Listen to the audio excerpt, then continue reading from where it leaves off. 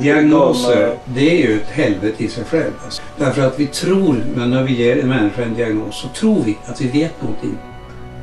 Och det är inte sant. Och därför så tror jag inte egentligen att psykiatrin i huvudsak är en naturvetenskaplig disciplin.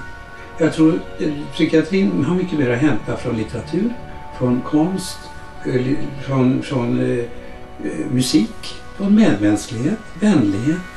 Jag tror att man ska ha en naturlig skepsis, man ska inte tro på allting. Jag tror på det som är naturvetenskapligt vettigt i psykiatrin. Sen bara ska man inte tro att det här är naturvetenskap, för det är det. Alltså själva att diagnossystemet är kass.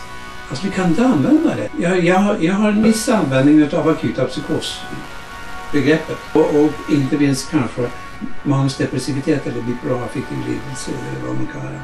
Och sen psykopati. Det tycker jag man ser. Känslolöshet hos människor. Men annars så tycker jag att alla 119 olika sjukdomar är omöjligt. Vi tror vi vet någonting som vi inte vet och sen så medicinerar vi efter det. Och det stora fundamentala missförståndet är ju att psykiatrin handlar primärt om en somatisk lidelse. Det är det. Det handlar faktiskt om själ, om känslor.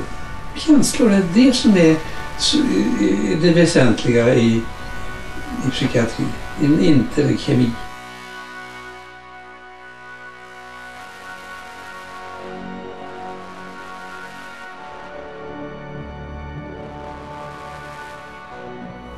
Jag tror man måste vända sig mot materialismen i första hand och säga och vara fullständigt klar på att det bästa vi människor kan göra är att vara tillsammans och ha respekt för varandra, olikheterna, och tro att vi kan tillsammans göra någon ändring i samhället.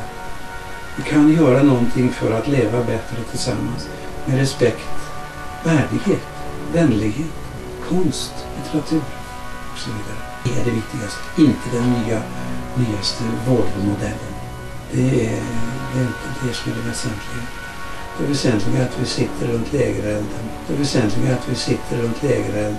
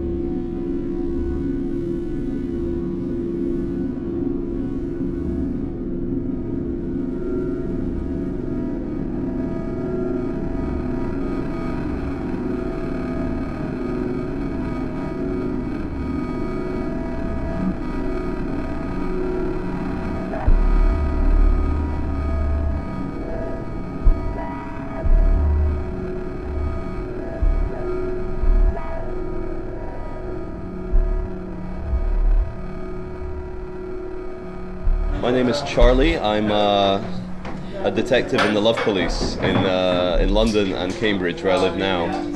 I go around the world spreading a message of human freedom because we've been all trained to be very domesticated, very controlled, and I think what's very important in the world right now is that someone speaks out, and I don't see enough people around the world speaking out. I don't see enough people speaking out, so I only do what I think a free human being would do if they came to the world right now and saw the world as it is, with all the mind control and all the inequality and all the killing. Someone has to speak, so all I do at the moment is speak about it.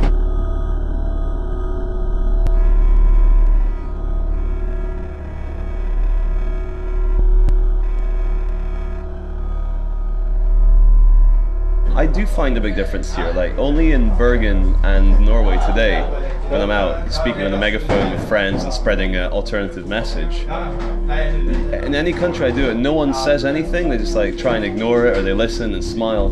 But in Norway people walk past and say, "Shut the fuck up!" and it's quite funny. But what I know about Scandinavia is that it's meant to be utopia, it's meant to be paradise for people. Yet there's extremely high rates of suicide, there's still poverty here, there's a lot of racism. And what I find from Scandinavian countries, that what these guys are fighting as well for point of return, is this incredible collectivist, socialist mentality that the state is king, that everyone needs to obey, everyone keeps their heads down and do as they're told. So I guess what Scandinavia needs, and what is so good about these guys from Point of Return, they need that revolutionary spirit for people to say, no, I'm a human being, I need to do something else. And let's not forget, here in Norway they have the Nobel Peace Prize, and Barack Obama, one of the biggest murderers in the world today, won the Nobel Peace Prize. That's fucked up. The problem in Norway is the same problem as everywhere in the world, is government. The fact that we have government is the ultimate original lie. And it doesn't matter how rich the country is and stuff, because that's not shared amongst all the people equally. And look what government does in Norway, which in Scandinavia taxation is extremely high. The government, which is a lie and it's evil, because if you don't obey the government, they will use force. They will initiate force in the form of the police, in the form of taxation, to take from you. So to hear that Norway is one of the few countries that has no debt, it doesn't matter. Like, I walked through the streets of Oslo yesterday, there's still people starving in the street, like poverty-stricken, homeless people. And what's very obvious what governments do, and this is what they do in the UK, is that to make sure that there isn't a revolution, to make sure that people don't overthrow government, they pay the poor. They pay them a set amount of money so that they can live social services, yeah, the welfare state, and it keeps people in their place. Well, yeah, it doesn't give them the freedom to live. And here I was megaphoning in Oslo for 5 minutes, and the police already turned up saying I needed a psychiatrist.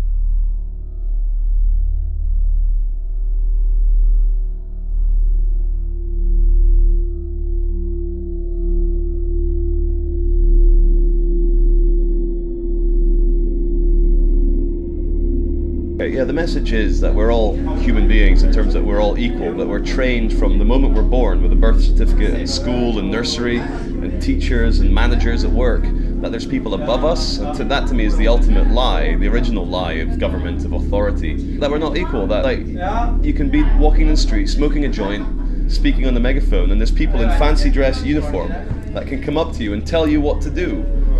That really pisses me off. I see that in an anarchist society, if someone rapes or murders or steals, the other people of the community will deal with them, and that's natural justice. What we have in the Western world, and even more in poorer countries that have even more brutal dictatorships, is artificial law.